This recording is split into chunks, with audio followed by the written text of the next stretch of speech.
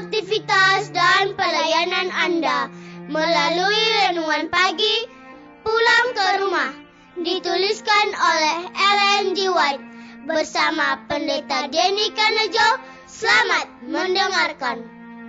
Shalom, selamat pagi para pendengar yang setia. Selamat menikmati hari yang baru.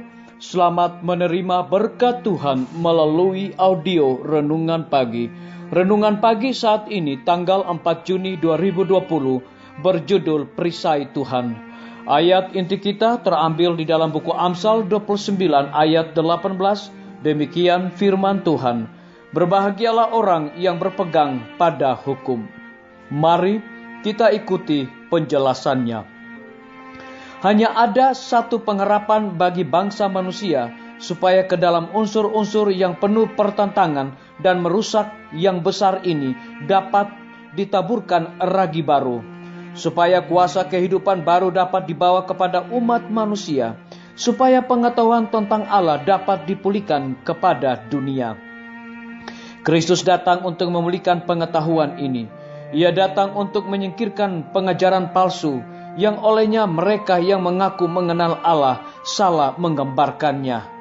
Ia datang untuk menyatakan sifat hukumnya, untuk menyatakan keindahan kesucian itu dengan tabiatnya sendiri.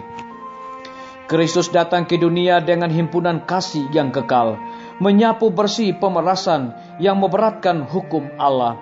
Ia menunjukkan bahwa hukum itu adalah hukum kasih, pengungkapan kebaikan ilahi. Ia menunjukkan bahwa dalam penurutan kepada prinsip-prinsipnya tercakup kebahagiaan umat manusia, dan bersamanya kemantapan, yakni landasan kuat dan kerangka kerja masyarakat manusia. Jadi jauh dari membuat tuntutan sewenang-wenang, hukum Allah diberikan kepada manusia sebagai pagar, sebagai tameng. Siapa saja yang menerima prinsip-prinsipnya akan terpelihara dari kejahatan. Kesetiaan pada Allah mencukupkan kesetiaan kepada manusia. Jadi hukum itu menjaga hak-hak kepribadian setiap makhluk manusia. Hukum itu mengekang atasan supaya tidak menindas dan bawahan supaya tidak melanggar.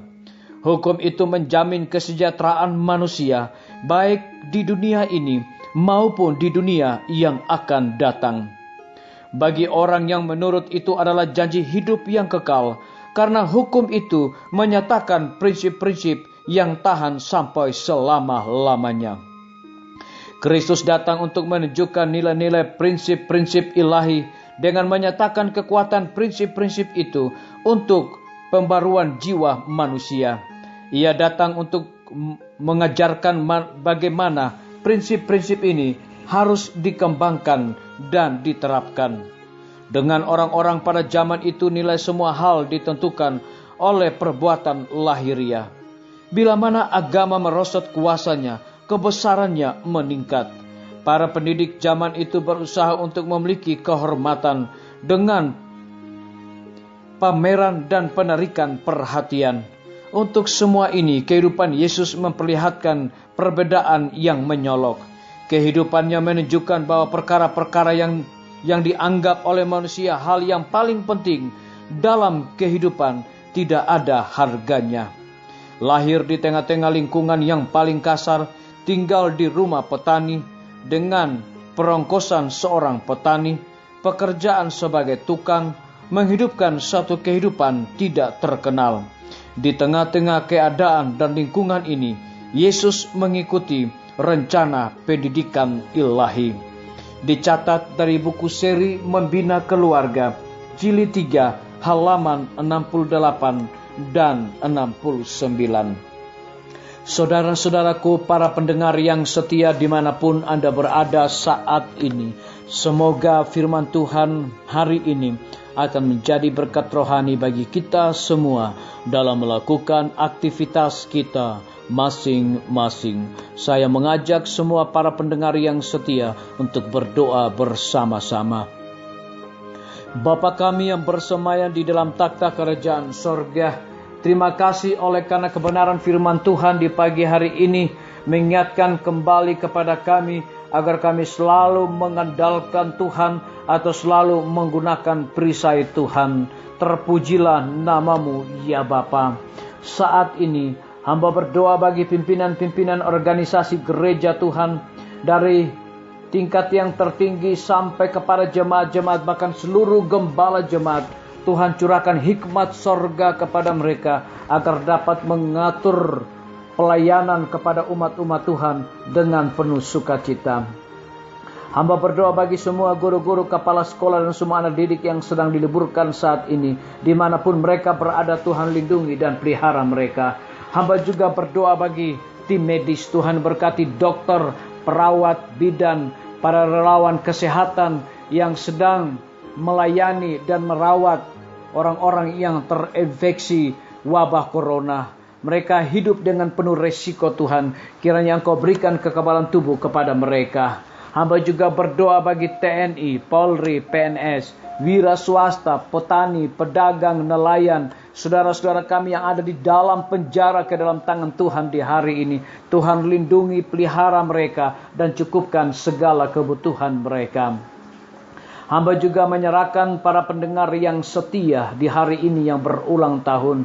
Tuhan berkati mereka dengan bertambahnya usia, biarlah mereka selalu bersyukur kepada Tuhan senantiasa. Hamba juga berdoa bagi pemerintah kami dari tingkat yang tertinggi sampai kepada pemerintahan yang paling terendah yang ada di desa-desa bahkan RT-RT. Kiranya hikmat sorga Tuhan berikan kepada mereka dalam mengatur roda pemerintahan ini boleh sesuai dengan amanat dan titah-Mu ya Tuhan.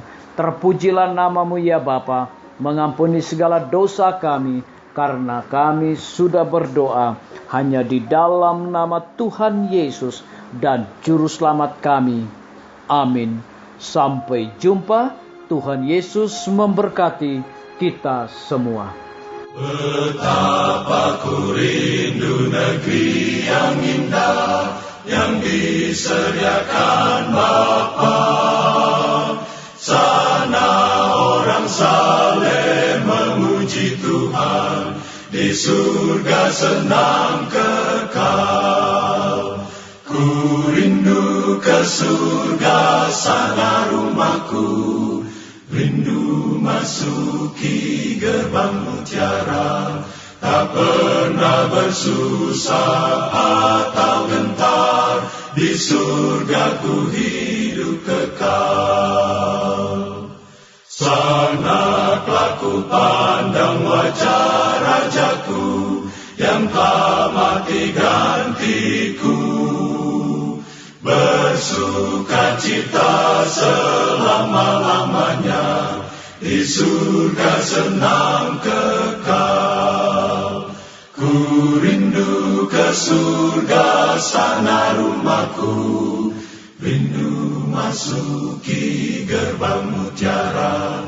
Tak pernah bersusah atau gentar, di surga ku hidup kekal. Ku rindu ke surga, sana rumahku, rindu masuki gerbang mutiara. Tak pernah bersusah atau gentar, di surga ku hidup